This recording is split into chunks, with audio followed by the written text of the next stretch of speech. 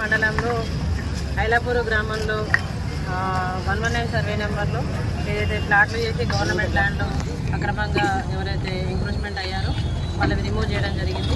అట్లనే 462 సర్వే నెంబర్లో ఒక 25 గుంటాస్ ఎంక్రోచ్మెంట్ అయి ఉన్నారు. ఆ ఎంక్రోచ్మెంట్స్ కూడా ఇవాళ కంప్లీట్ చేయడం జరిగింది.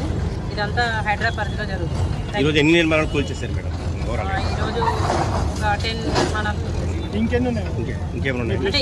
అంటే ఇంకా అది complete daily routine work basis ఎవరికైనా నోటీసులు జారీ చేయడం కానీ ఆల్రెడీ ఎంక్రోచ్మెంట్ లో ఉన్న అందరికి నోటీసెస్ ఇష్యూ చేశాము. ఎంతమందికి ఇచ్చారు మేడం నోటీసులు? చెప్తాను. మేబీ అవి ఎప్పటివరకు కూల్చేస్తాము? రొటీన్ ప్రాసెస్ లో జరుగుతుంటుంది. రొటీన్ గా డైలీ జరుగుతుంది.